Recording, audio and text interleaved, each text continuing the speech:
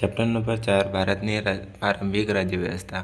શરૂઆતની અંદર ઋગ્વેદકાલીન વૈદિકકાલીન રાજ્ય વ્યવસ્થા જોવા મળે છે અને જેમનું સ્વરૂપ કબીલાઈ જેવું હતું અને તેના વડાને રાજ્યને કહેવામાં આવતું હતું અને તેની ચૂંટણી કરવામાં આવતી હતી. બીજા નંબરનું જનપદ. જનપદ 1000ની આસપાસ તેની શરૂઆત થઈ હતી અને પંજાબ અને ગંગા નદીના વિસ્તારમાં ઘણા બધા રાજ્યો એટલે કે રાજ્યો જેને જનપદ કહેવામાં આવે છે તેઓ અસ્તિત્વમાં આવ્યા હતા. જ્યાં જનપદ એટલે શું કે માનવ વસવાટનું ક્ષેત્ર કે સ્થાન, જ્યાં માનવ વસવાટનું ક્ષેત્ર કે સ્થાન મળે આવે તેને જ કહેવામાં આવે છે જનપદ. પદ એટલે પદ અને જન એટલે માણસ.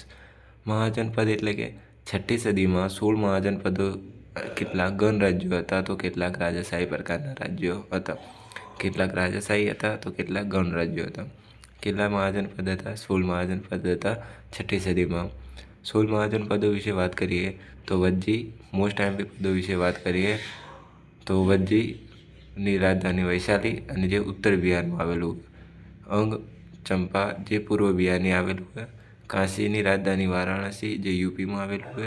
પાંચાલની રાજધાની અહિછત્ર અને કાંપિલ્ય જે યુપીની અંદર આવેલું છે અને પાંચાલની અંદર આ પ્રદેશ યાદ રાખવાનો બધાઈ અને બરેલીનો આસપાસનો પ્રદેશ જેને પાંચાલ કહેવામાં આવે છે. તો આ મોસ્ટ એમપી એ.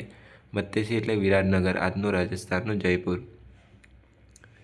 દિલ્હીની અને મેરઠની આસપાસનો પ્રદેશ જેને કુરુ, ઇન્દ્રપ્રસ્થ કહેવામાં આવે છે. કોસલની રાજધાની આવશે શ્રાવસ્તી અને અયોધ્યા. તે અવધ આપણે કીધેલું હશે તે કોસલ અવધ યુપીમાં આવેલું છે. દક્ષિણ બિહારમાં વાત કરવામાં આવે તો મગધ દક્ષિણ બિહારમાં આવેલું છે અને તેની રાજધાની ગિરિવજ્ર અને રાજગૃહ છે. નીચે અવંતી અને ઉજ્જૈની જે માળવા એમપીમાં આવેલું છે. અવંતીની રાજધાની ઉજ્જૈની છે જે માળવામાં આવેલું છે, આ પણ યાદ રાખવાનું.